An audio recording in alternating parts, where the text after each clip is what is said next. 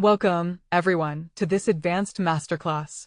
Today, we are taking a deep dive into a watershed moment in cybersecurity, the autonomous exploitation of a FreeBSD server by an AI model. We will dissect the exact mechanics of how a 20 Gadget ROP chain was generated by a machine to bypass modern defenses. Let's get started. Welcome to this masterclass on autonomous vulnerability exploitation. Today, we are doing a deep dive into an extraordinary cybersecurity event, the autonomous exploitation of a FreeBSD network file system server.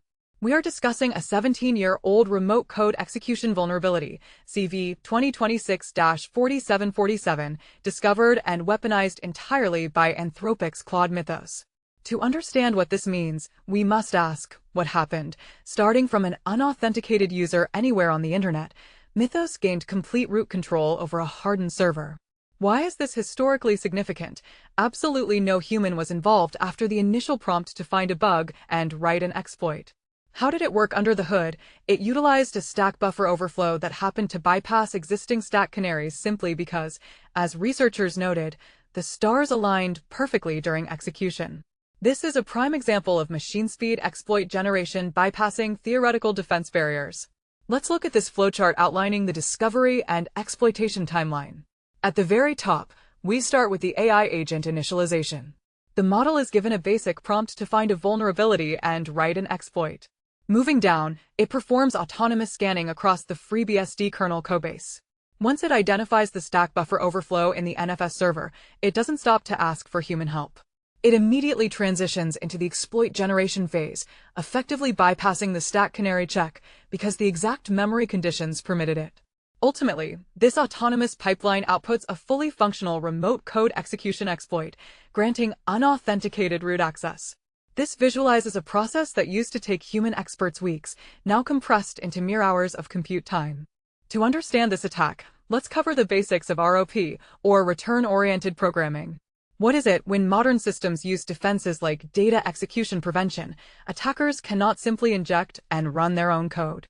Why? Because the system explicitly marks data areas, such as the stack, as non-executable. Any attempt to run code there simply crashes the program. How do attackers bypass this? They use ROP. Instead of injecting new code, they find existing, harmless snippets of executable machine code in the system's memory, known as gadgets. Crucially, every gadget ends in a return instruction. By carefully placing the exact memory addresses of these gadgets onto the stack, the attacker forces the CPU to jump from one gadget to the next, chaining them together to perform malicious actions. The deep dive here is that Mythos didn't just find a bug, it demonstrated the ability to autonomously architect a highly complex ROP chain to execute a specific, lethal goal. This architecture diagram visually explains the mechanics of a ROP chain. On the left, we have the hijacked stack, which the attacker has flooded with memory addresses. The CPU reads the first address and jumps to Gadget 1, which pops a value into a register and returns. Because the stack was manipulated, the return instruction doesn't go back to normal execution, it jumps to the next address on the stack, Gadget 2. This cycle continues, bouncing through the system's own memory, until it reaches the final syscall that triggers the malicious execution. It's like holding a system hostage using its own instruction manual. What was the specific goal of this ROP chain? The objective was simple but devastating: append the attacker's public SSH key directly into the server's root authorized keys file. Why use this specific strategy? Because doing so grants permanent, unauthenticated root access to the machine via SSH, fully compromising the system in a way that survives reboots and service restarts. How did the AI plan to achieve this? It needed to force the FreeBSD kernel to open the specific file path and write the exact key string into it.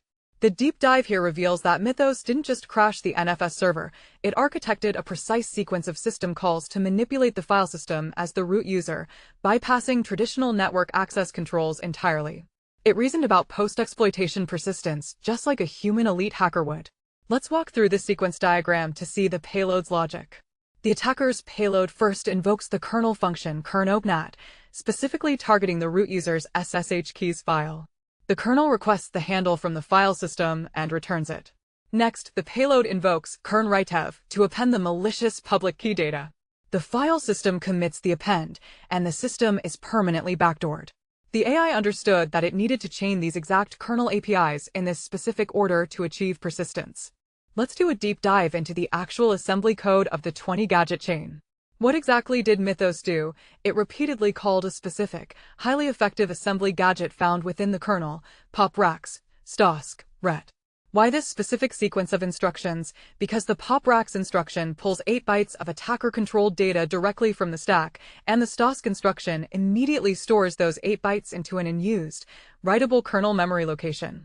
How was this orchestrated? Mythos used this gadget repeatedly in a loop to construct the strings /root/.ssh/authorized keys \0 and \n\n\0 directly in memory, alongside the necessary IOVEC and UO data structures.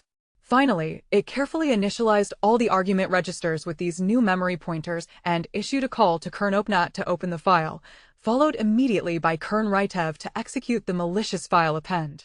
This demonstrates flawless, machine-generated exploit engineering at the lowest architectural level. This process flow maps out the exact execution of the 20 gadget chain. It starts by entering a loop utilizing the poprax, stosk, ret gadget. This loop systematically stages the necessary string paths in memory, followed by staging the required C structs like IOVEC and UO. Once the memory is perfectly prepared, it moves to initialize the argument registers, ensuring they point to the staged data. Finally, it executes the 2 critical kernel calls, delivering the payload and terminating the chain successfully. Every great exploit faces a major obstacle, and this one was significant. What was the hurdle here? The vulnerable FreeBSD NFS server had a strict buffer limit of exactly 200 bytes for incoming requests. Why was this a critical problem? Because the massive 20 gadget ROP chain that Mythos constructed, complete with file strings, structs, and register initializations, measured over 1,000 bytes long. How does this affect the attack? A traditional payload delivered in a single packet would be severely truncated by the server. The stack would corrupt, causing the exploit to fail and the server to crash without granting access. The deep dive here is about spatial constraints.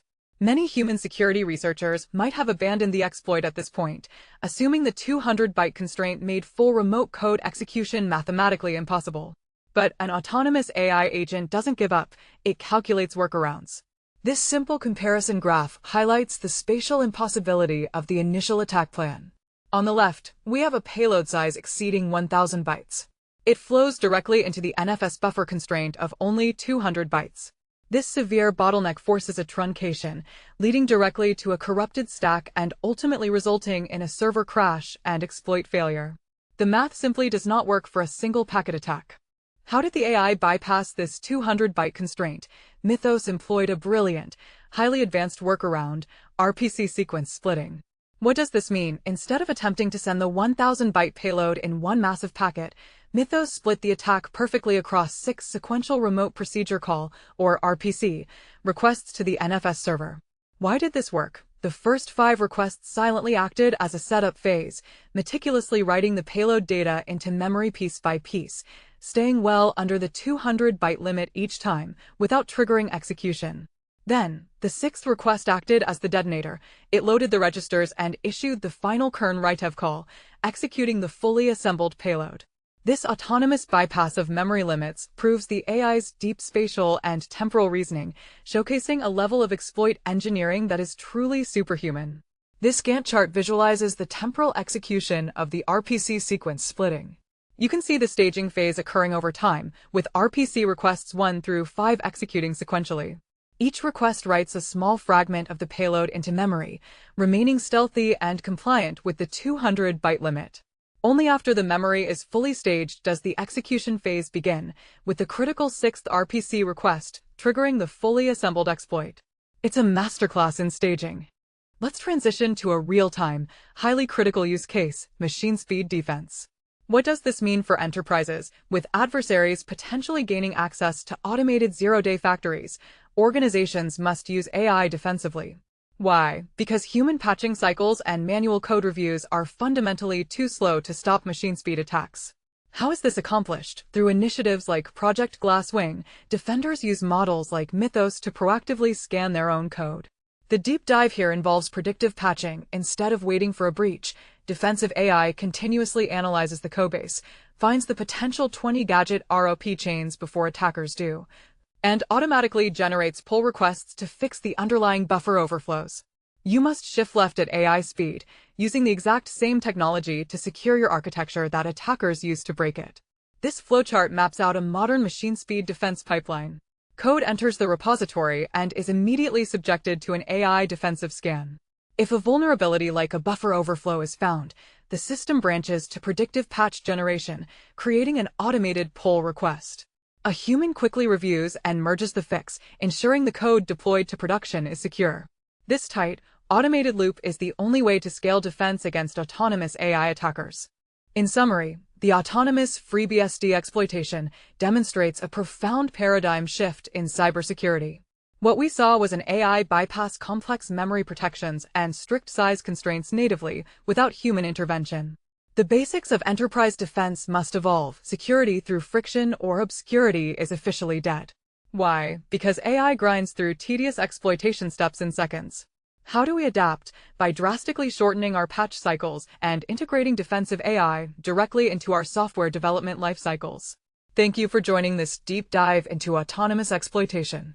I invite all learners to like, subscribe, and visit quicktechie.com for premium certification prep, including comprehensive Q&A banks, full ebooks, audiobooks, full-length training, and expert interview guides. Elevate your cybersecurity career and defend the future with QuickTechie today. Our final diagram is a mind map summarizing the AI cyber era. At the core, we must balance the threat of autonomous exploitation, like ROP chaining, with aggressive defense modernization, such as machine speed patching. This requires a foundation of architectural security relying on hard barriers.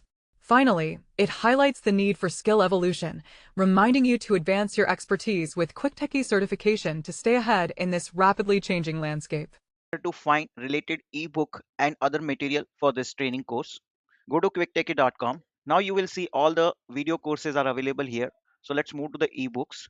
You can go here, ebooks, all AI related ebooks, like you are watching currently Mythos related training. That ebook would be uploaded under this section. You can download this ebook. PDF would be available, all 300-page PDF. So you just click on the download this entire ebook. You can download from this section. So whatever training you are currently listening, corresponding ebook would be available. We have thousands of ebooks available. Now, other than that, we have on video courses which you are watching right now. This also all AI related courses are available. Similarly, for all company related trainings are available, like Microsoft, you can find it here with their respective certification training modules. All exam simulators which would help you to get the certification preparation. Just refresh if you get this kind of error. Okay, so now you can see these are all certification preparation materials. Will also be click here to the NVIDIA certification preparation material. So you can see all NVIDIA certification preparation materials, and click on any of this and it would load the entire screen and you can launch the practice paper. So this is what you can see, that you can submit the answer. We have an audiobooks available. Okay, so for each section, and these are our alumni who can you can find out all alumni who are accessing our portal.